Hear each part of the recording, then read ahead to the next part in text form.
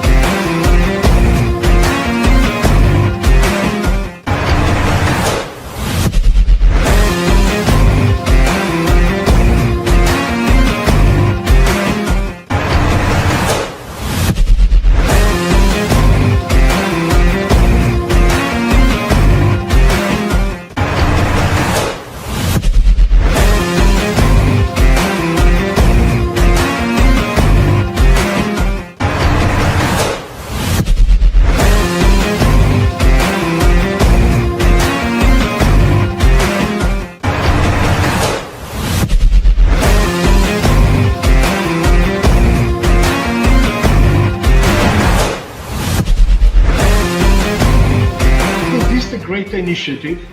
It's a wonderful initiative. The Global South Network opened new horizons for judicial cooperations. Global South Network provide a platform for meaningful dialogue and collaboration, fostering efforts to build a more equitable and resilient legal landscape. GSN Network continues to expand areas of activity, further strengthening its impact and reach. The universal concept of justice compels us to join our efforts, and this is, I believe, the forum for promoting the same goal. Well deserved for the hectic activity you have made. I am astonished, I am amazed, I was impressed. May I at the outset commend you, Dr. Ayad, for the immense work that you're doing in the GSN. The Global South Network is a much admired initiative.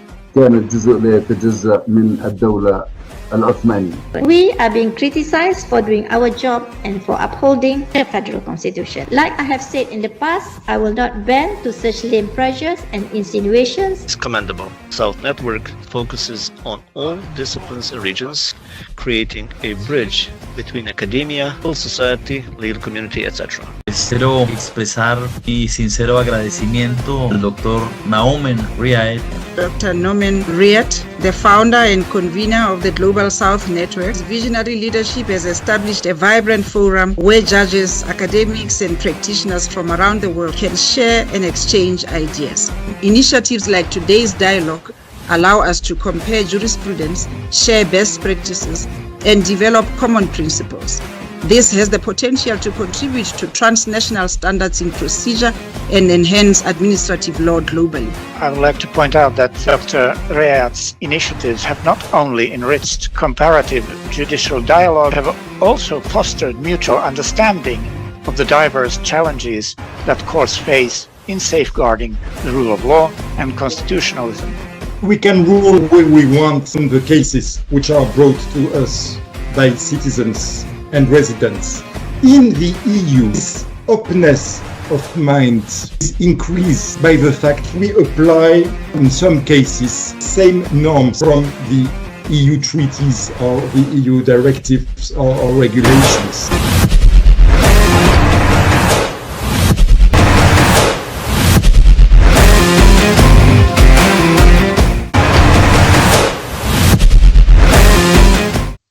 Thank you very much, and good afternoon, everybody. It is my great pleasure to welcome you all to the fourth seminar of the Phase 5 of the International Interdisciplinary PhD in Progress weekly seminar series, organized by the Global South Network. Before we begin, I would like to extend my sincere thanks to Dr. Nouman Rayat, lecturer in law at Leicester Law School and founder and chief convener of the Global South Network, for organizing and leading this inspiring weekly series that continues to bring together scholars and practitioners from across disciplines and regions, and also for inviting me to chair today's session. I am Dr. Gustav Francois Brink. I'm an extraordinary lecturer in mercantile law at the University of Pretoria in South Africa. I've assisted with institutional transformation in various countries in 3 continents and provided technical training on international trade law in more than 30 countries on 5 continents. I've been included as an expert in the Who's Who Law, now Lexology's Trade and Customs section every year since 2012, and 6 times as a globally lead thought leader, which is about the top 40 in the world, including for the last 4 years running. I've been involved in more than 200 trade remedy investigations in various jurisdictions, and I'm still currently involved in those investigations. But I've worked on fishery subsidies, WTO accessions, trade policy reviews, trade negotiations, and I'm currently also working on SMEs. It is a pleasure to chair today's Global South Network PhD in Progress session. And I look forward to learning about the presenters' research and engaging in the discussions that will follow. I'm joined by 2 discussants and 1 peer commentator. Dr. Jae Sundaram is the first discussant for today's session. He's a reader in Trade and Maritime Law at the School of Law, University of Buckingham. He's a dual qualified trade and maritime lawyer and practiced for several years before moving to academia. His textbook on world trade law, WTO Law and Policy, a political economic approach, published in April 2022, is the first by a British author on the subject of world trade law, and also the first to be sole authored. His monograph on pharmaceutical patent protection and world trade law, The Unresolved Problem of Access to Medicines, published in 2018, is the culmination of 5 years' research into the problems faced in developing countries across the globe in accessing life-saving medication, brought about by the introduction of extended pharmaceutical patent protection throughout the WTO. Dr. Niall Moran is the second discussant for today's session. He's an assistant professor, tenured, at economic law in economic law at the School of Law and Government at Dublin City University and deputy director of the Dublin City University Brexit Institute. He's principal investigator of the EU-funded project titled Levelling the Playing Field in EU Trade and Competition Law, which will run from 2024 until 2027. He's the author of International Trade and Investment Dispute Settlement, From Rise to Crisis and Reform, with Giorgio Sacerdoti in Routledge in 2025. And of Engagement Between Trade and Investment Law, the Role of Preferential Trade Investment Agreements, published by Springer in 2021. Zhiyuan Yin is a peer commentator for today's session. She's a PhD researcher at the School of Law, University of Manchester.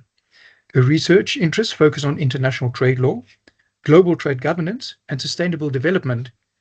And her current PhD research focuses on the intersection of international trade and labor law, specifically investigating strategies to better enforce labor commitments within the framework of global trade governance.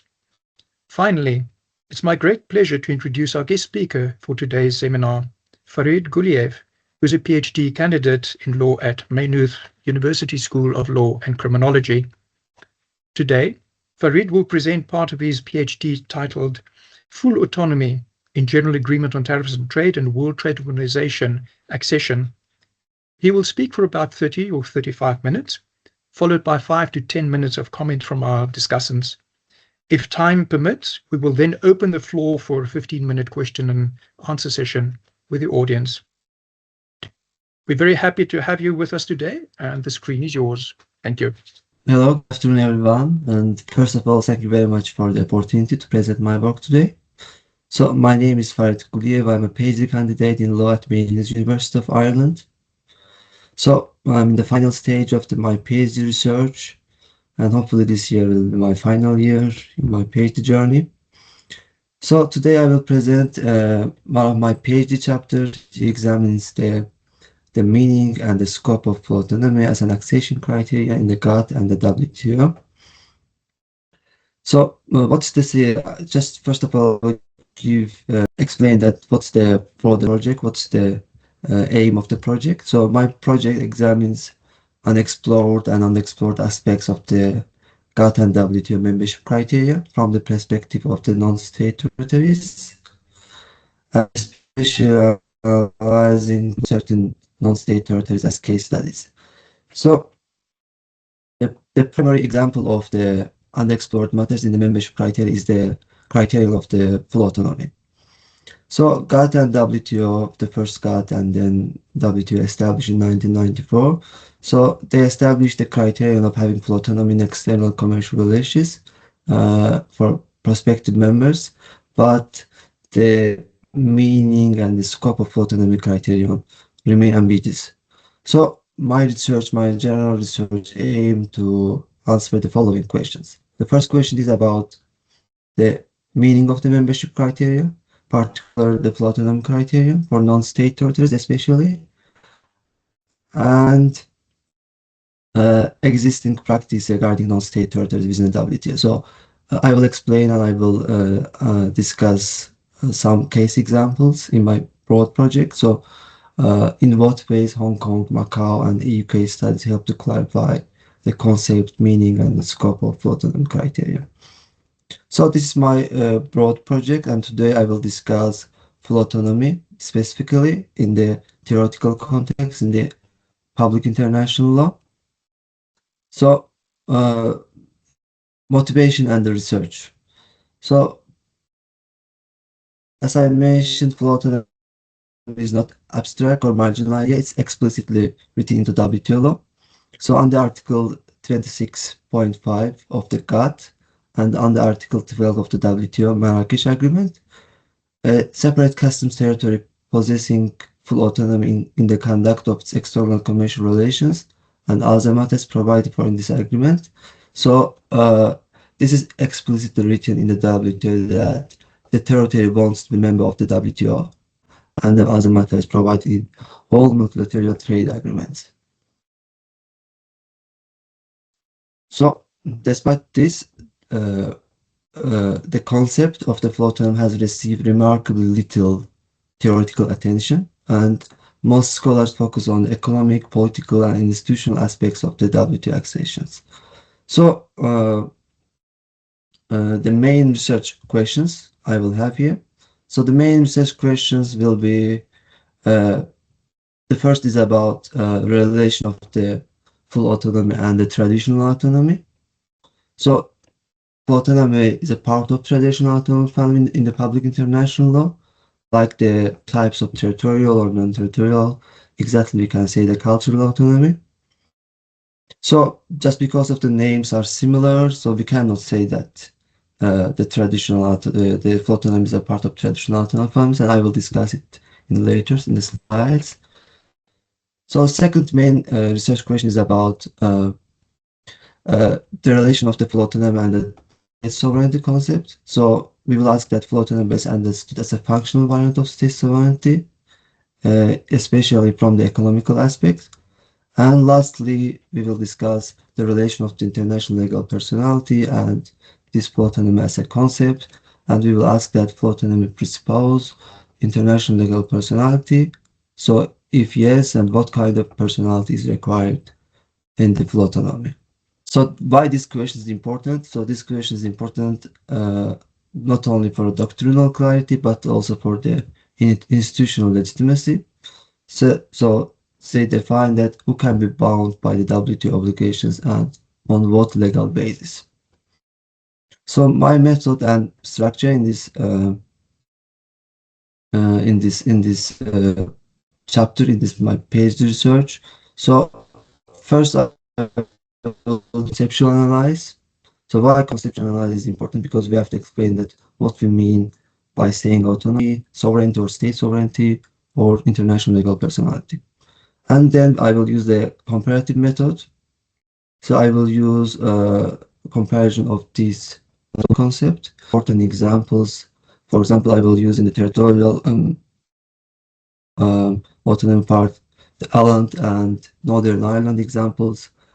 And lastly, I will I will use the doctrinal grounding I used in my previous chapter, because I use a doctrinal study. I used interpretation rules in the Vienna Convention for explaining general accession criteria and special for autonomy, and I will build this discussion on the base of the doctrinal grounding. We have three, as I mentioned, we have three concepts that we are discussing, because autonomy is the traditional sovereignty, international legal personality, and each section asks how far existing legal theory can explain WTO autonomy and where it falls short. So let's start with the traditional autonomy in international law. So in public international law, autonomy usually refers to the internal self-governance.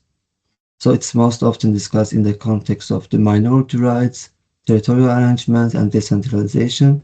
And also, I researched some important scholars, for example, Hanum, Lapido, Supsi, and they all define autonomy primarily as a grant of internal legislative, administrative, and sometimes judicial powers within a sovereign state.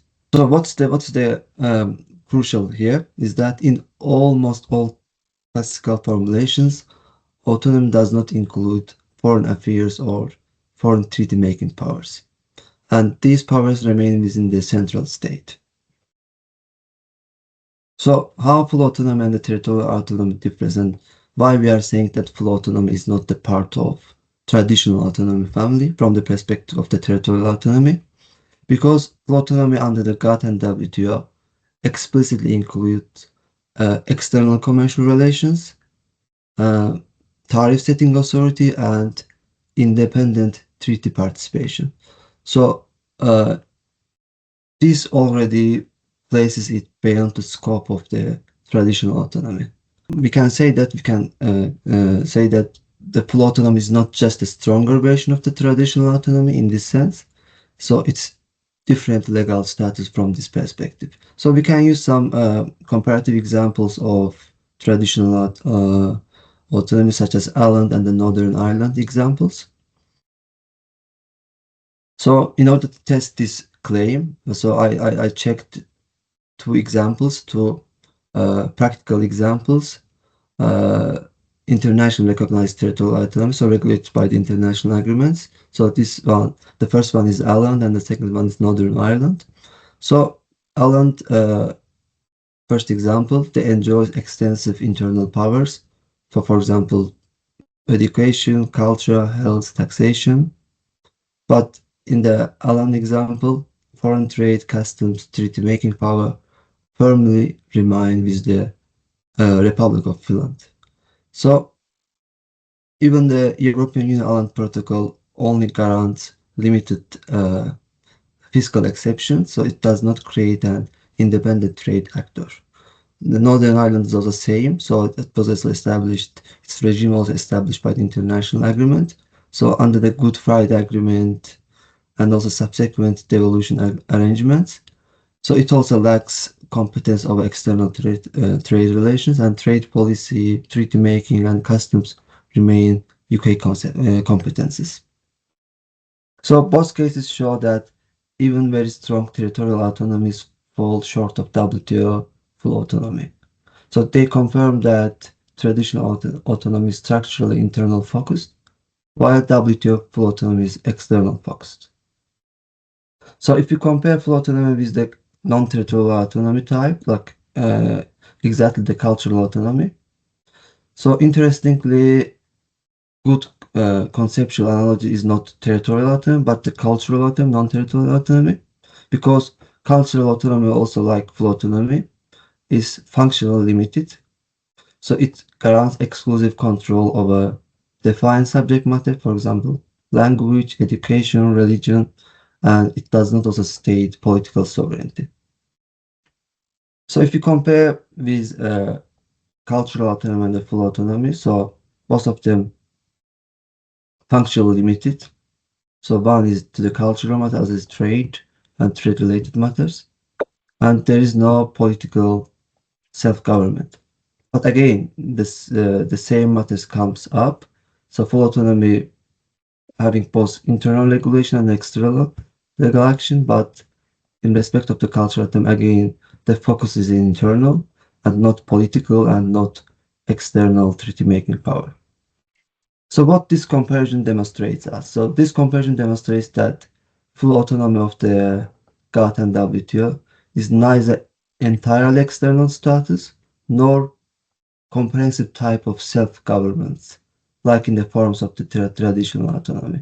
So it reflects a hybrid model. It's functionally defined and limited autonomy, necessitating both internal independence in trade and trade-related matters, and also external capacity to participate autonomously in the global trade system.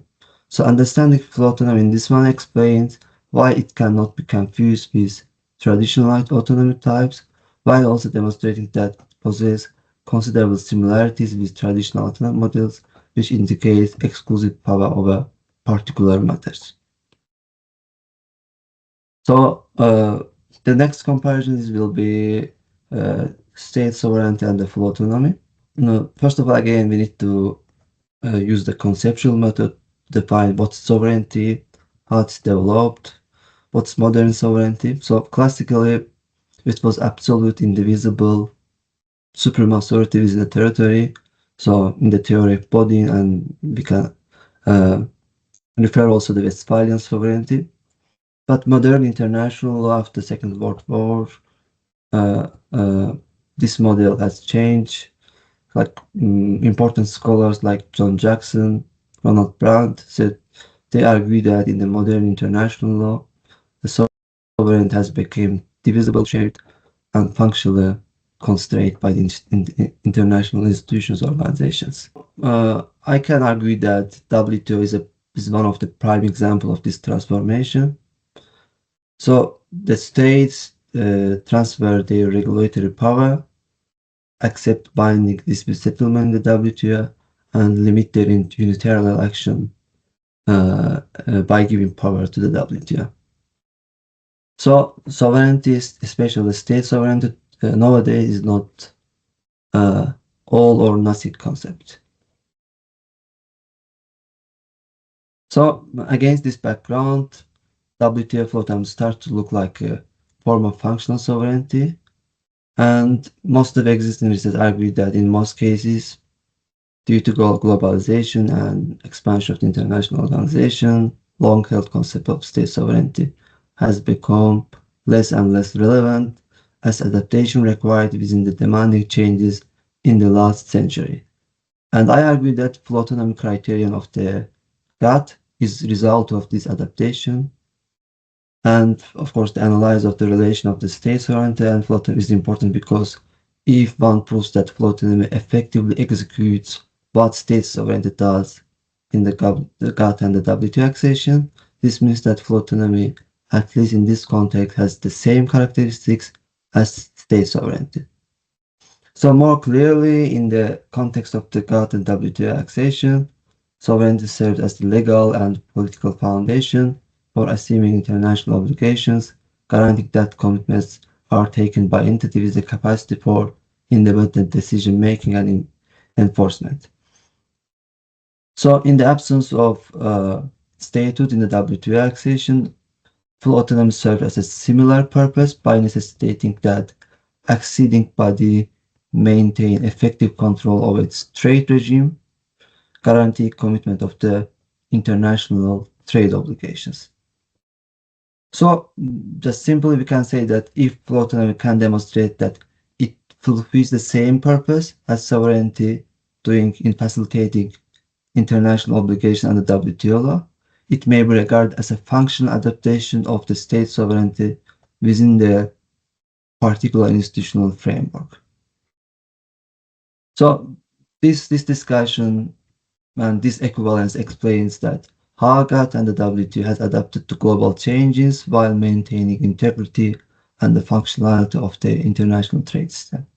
Just we can simply say that full autonomy produces several core sovereign functions. For example, again, independent trade regulation, treaty making capacity, external treaty making capacity, and internal responsibility, international responsibility, and also, yeah, we can say just simple responsibility or liability. So, is it a substitute for sovereignty? So, does this mean that full autonomy replaces completely the sovereignty? No, at least not generally, because state sovereignty remains the easiest basis for the WTO accession, and states are presumed to possess full competence across all WTO matters.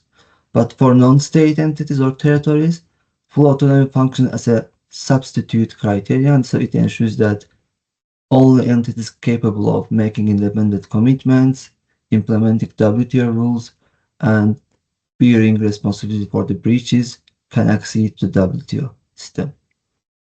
So in this sense, in this perspective, we can say that full autonomy is a functional equivalent of sovereignty for the international trade regime.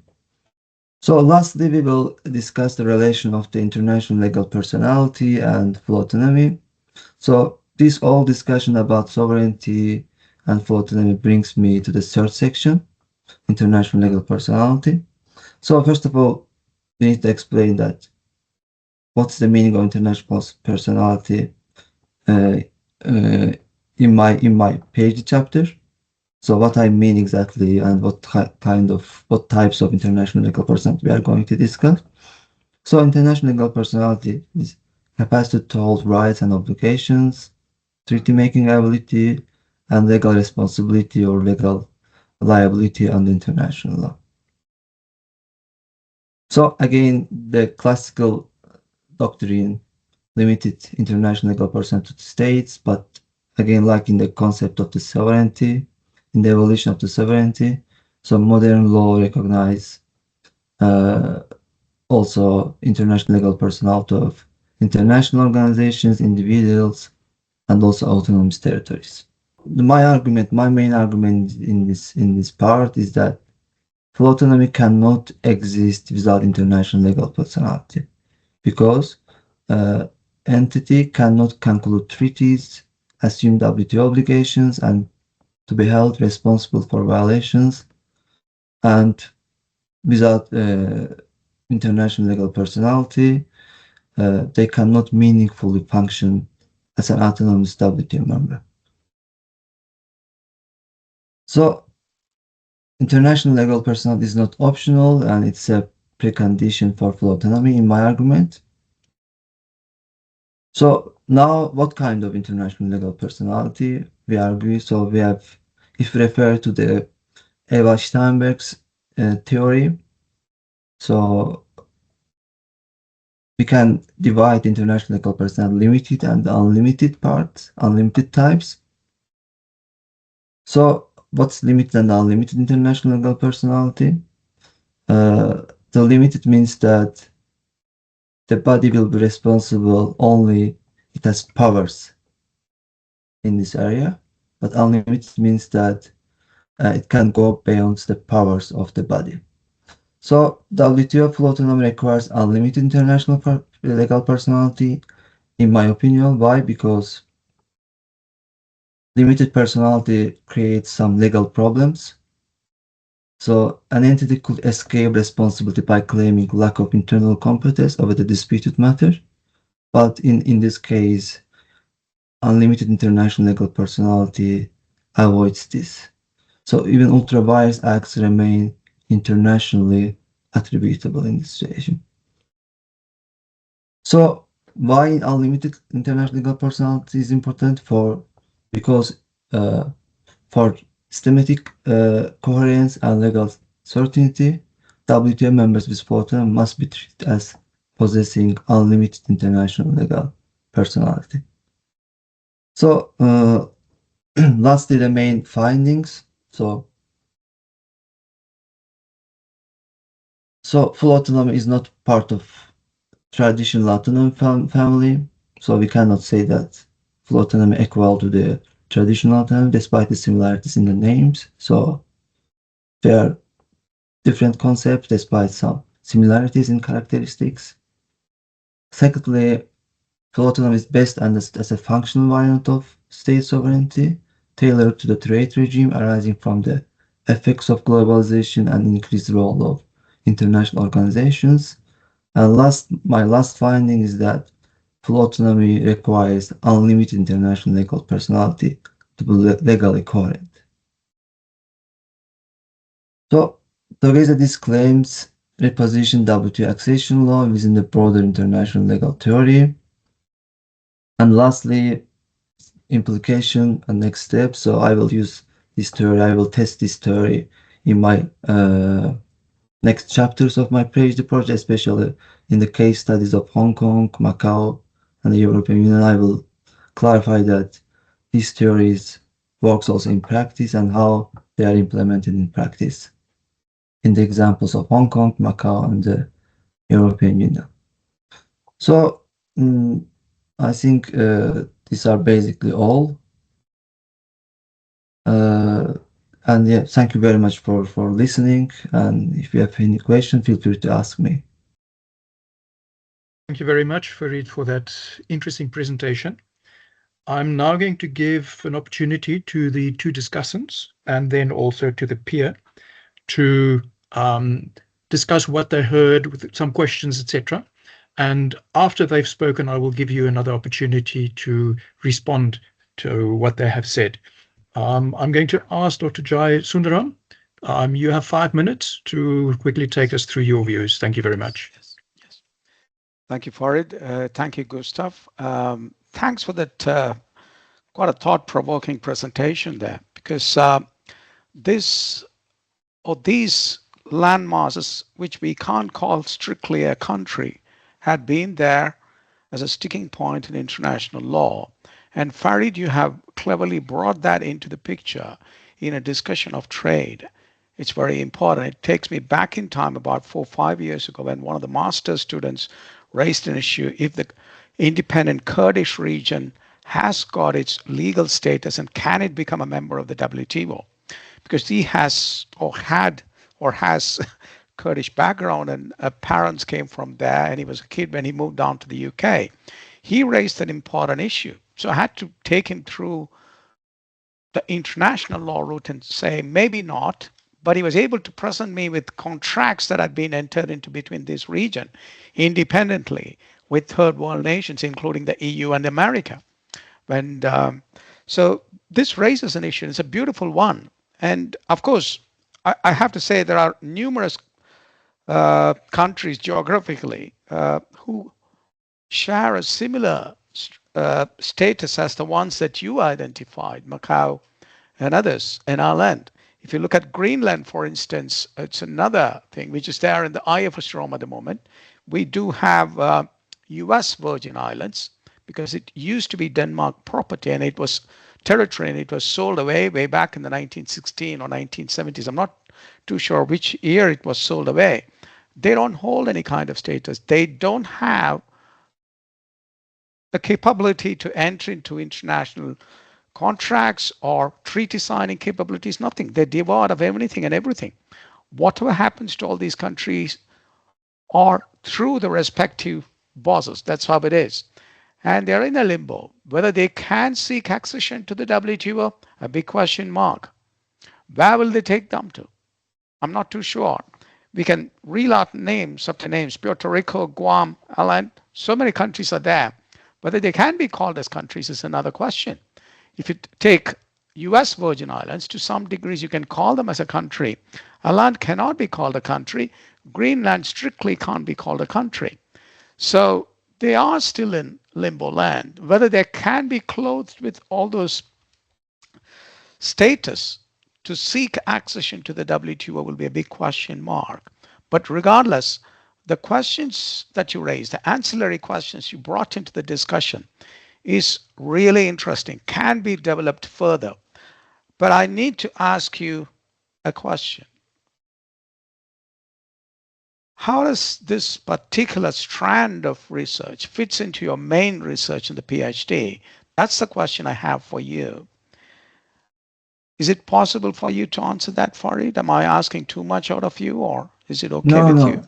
No, it's okay. So generally my purpose to identify that what is this criteria, what's the meaning of this criteria for autonomy. So because no one, the lots of scholars discuss the full autonomy, but not full autonomy, just general accession of the WTO, but from the different perspectives, from economic, from political, but no one asks that what is the legal meaning of full autonomy?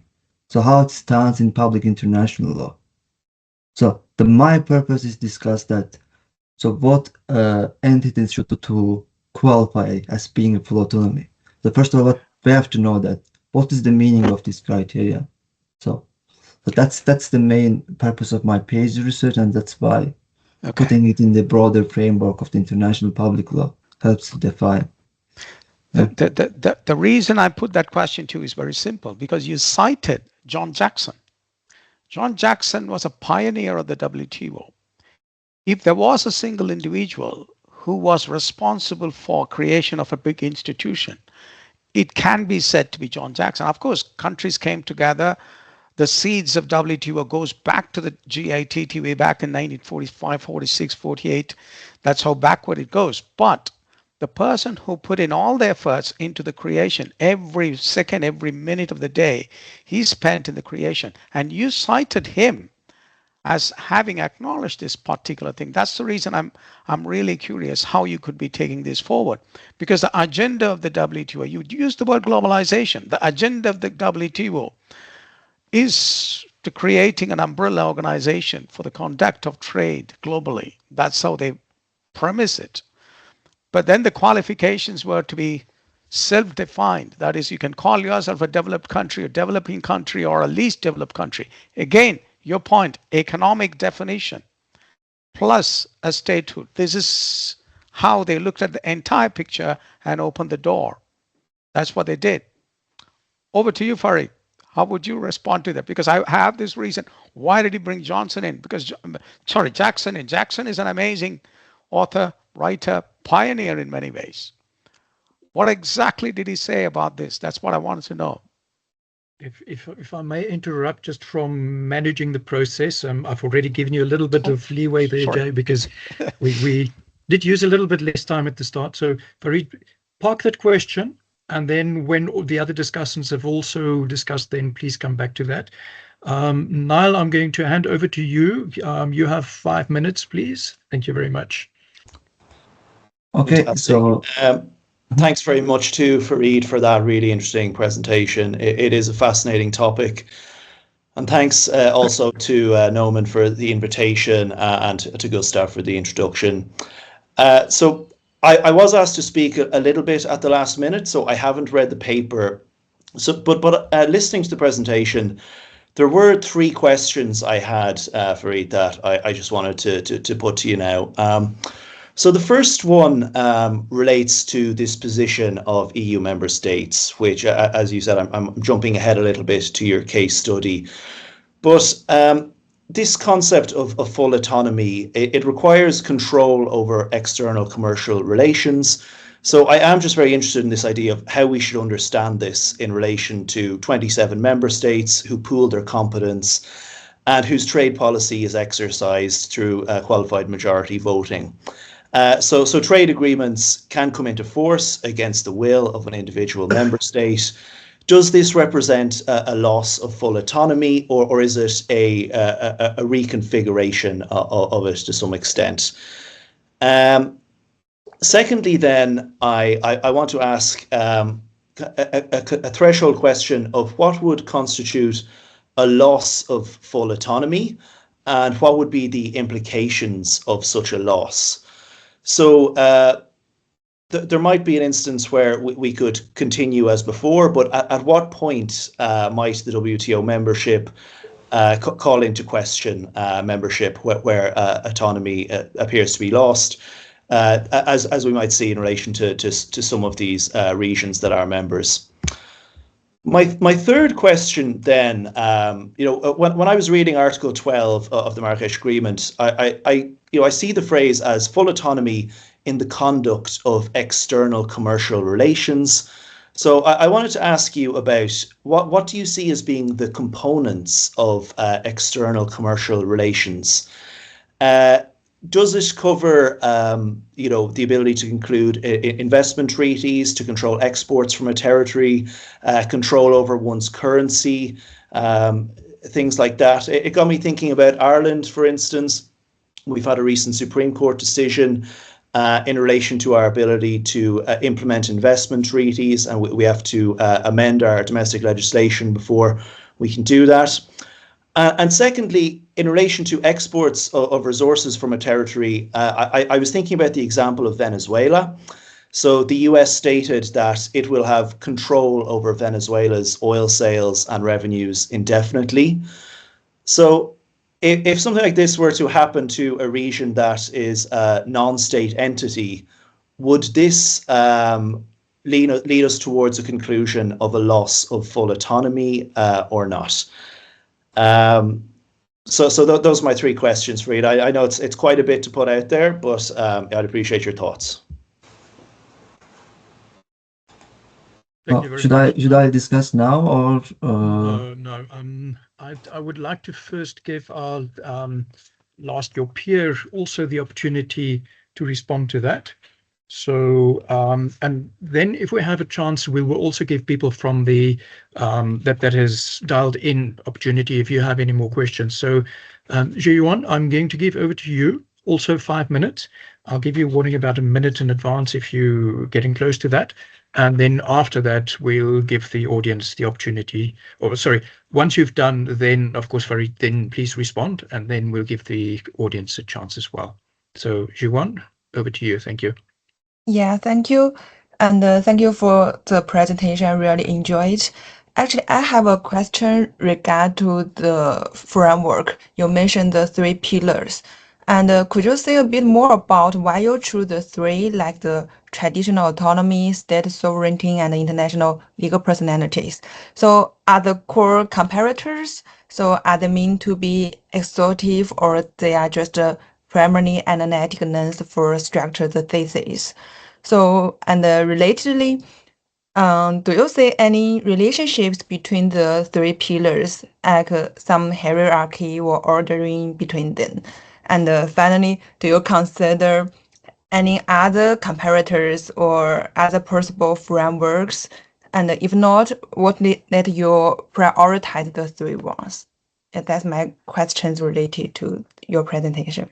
Thank you very much, Zhiyuan. It's a bit quicker than I thought it would be, but also still a very, very pertinent question. Farid, at this stage, I'm going to give you the opportunity to respond to the questions that have been posed already. And then once you're done, and before I open the floor, I see that Jae has raised his hand, and we will give him the opportunity to go immediately after you. Over to you, Farid. Thank you very much for the questions. So, in respect of the first question about the relation of the EU member states and EU in respect of the having full autonomy. So having double membership, so does this mean that lose of full autonomy?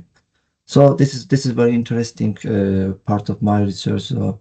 So I have some framework and I have some research about EU and the member states, the relation of the in respect of the full autonomy. So I don't think it's a lose of full autonomy. So in respect of the member states, because the member states, they consensually gave their power to the EU. And in respect of my theory about the limited and the, not my theory, but the theory I refer, the limited and unlimited international legal personality. So even the member states, they give their power, their trade power to the EU, to the superior body. They still will be responsible and they will have international legal personnel. So we have some interesting cases, especially US try to bring a claim against Denmark and Sweden. So there was an interesting case, not the EU, but Denmark and the Sweden.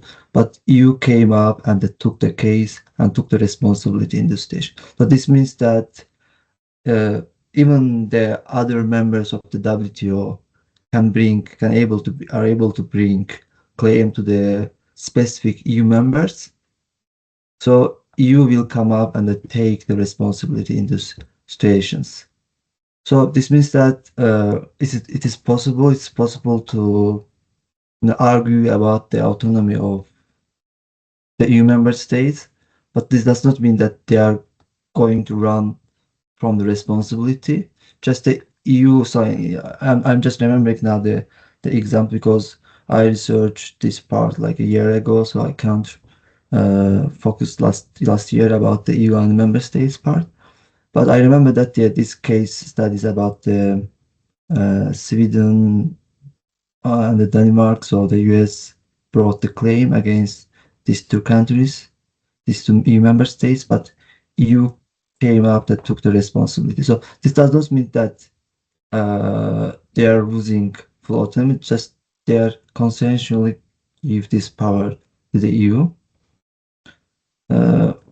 So the other question is about the loss of float. So just a second about the components of the external relations. So in this article, in Article 12 of the WTO Marrakesh Agreement, the text saying that full autonomy in external commercial relations and other matters stipulated in the multilateral trade agreements.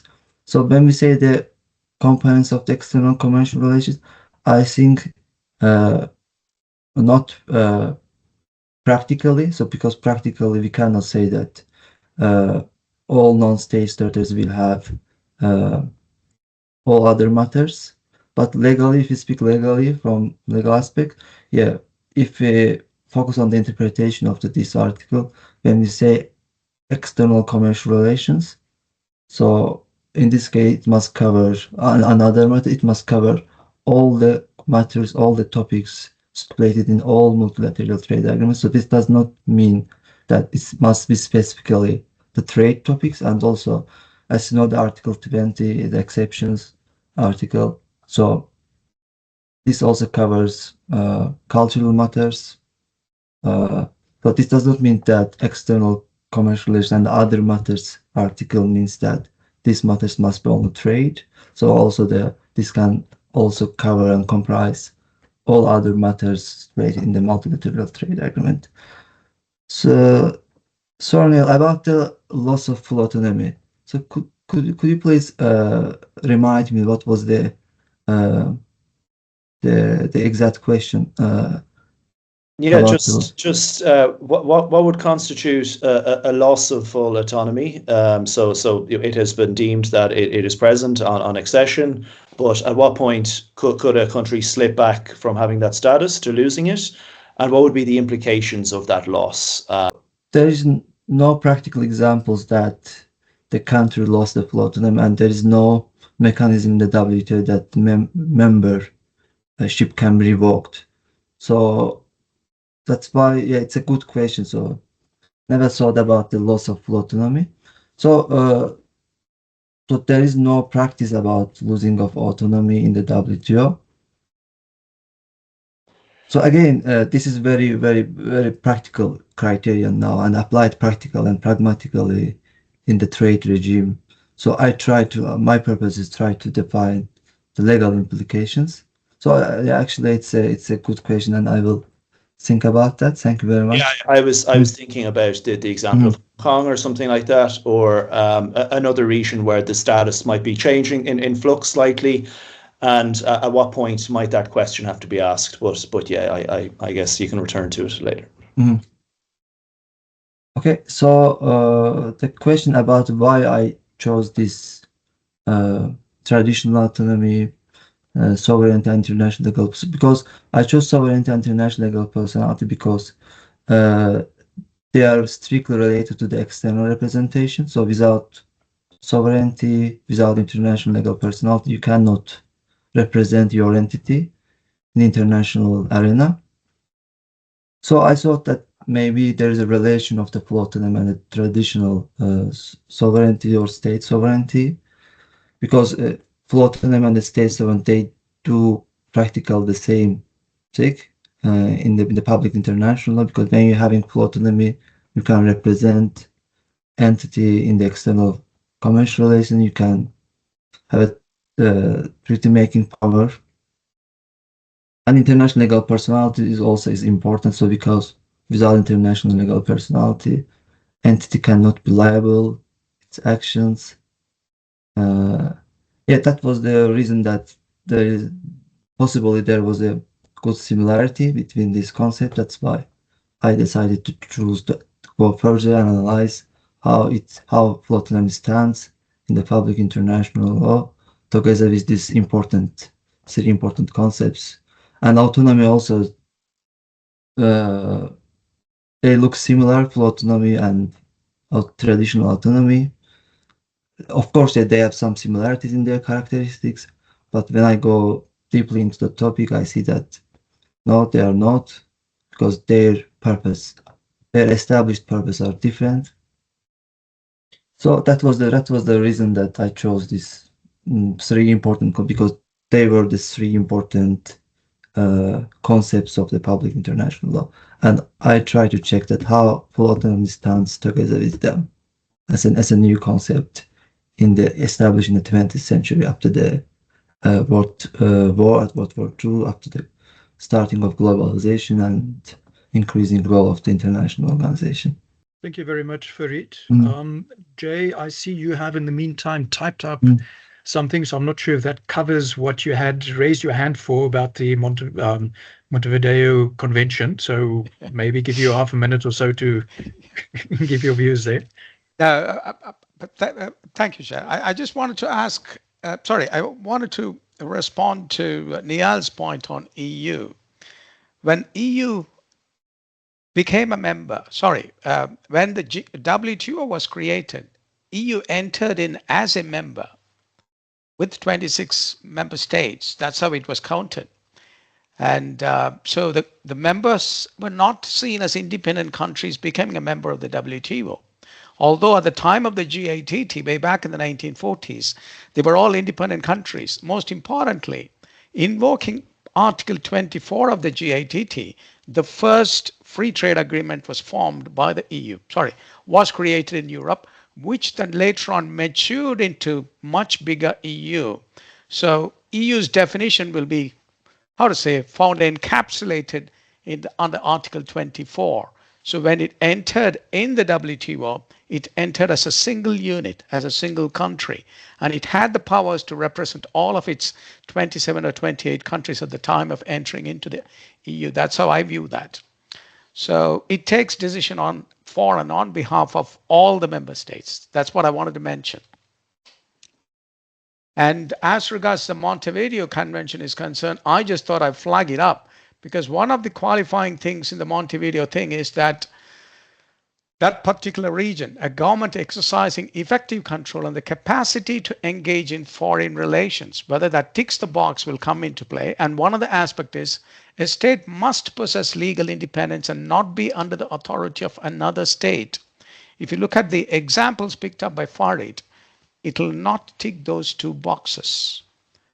So I think WTO is taking a leaf out of this and has allowed only independent states to come in. That's how I view it. The views may differ. Niall may have a completely different view, and so will Farid. I'll leave it to you, Jack. Thank you. Thank you very much for that, Jay. I think a very important thing to look at maybe as well, just linking to what you've just said, is the fact that a couple of years ago in DS, I think it was DS 469, that Denmark declared a dispute against the EU on behalf of the Faroe Islands. Obviously, that was mutually agreed solution at the end of the day, but it shows you that because the Faroe Islands did not have, did not meet the criteria that Farid has indicated there, they are not at a point where they can become a WTO member, and therefore Denmark had to step in and defend its territory's interest, even though it was nothing to do with Denmark as such. So from my perspective, thank you very much, Farid. It was a very enlightening discussion today and very stimulating, as you could see from the questions raised by Jay and Niall and Zhiyuan. It's certainly something that I haven't thought about before I saw the extract from your side. The one thing that is important, and responded to that, to Niall's question already, is the fact that when we're looking at Article 26.5 of GATT, when we're looking at Article 12 of the WTO agreement, it talks about accession. It does not talk about removal of members. So clearly, if those things change, if they don't meet those criteria after they've become members, then currently there's nothing in the WTO that one can do to get rid of them or to force them out. But maybe that's also something that you could just specifically address, even in a sentence or two sentences in the thesis at the end of the day. But it seems as though we're in agreement with that. So thank you again for this very insightful discussion. My heartfelt thanks also to the discussants, Dr. Jae Sundaram. Thank you very much for your contribution. Dr. Niall Moran, same to you, and Zhiyuan Yin as well. Thank you very much for participating and giving us additional perspectives on the topic. Then, very importantly, Norman, without you, this would not have been possible at all without the Global South Network. Thank you very much for having this series, not only today, but for the past couple of years already. I think it's something that a lot more people should dial into, attend your weekly meetings. I think it can lead to a lot of very interesting discussions going forward. The whole idea of having all disciplines and people from every corner of the world to share research and receive interdisciplinary feedback, I think that's very important. This possibility, the opportunity for PhD students to discuss their views even before they've finalized and then get some other insights as well. I think that's a very, very wonderful idea. So thank you very much, everybody, for attending, and we look forward to seeing you again next week. Thank you. Bye-bye.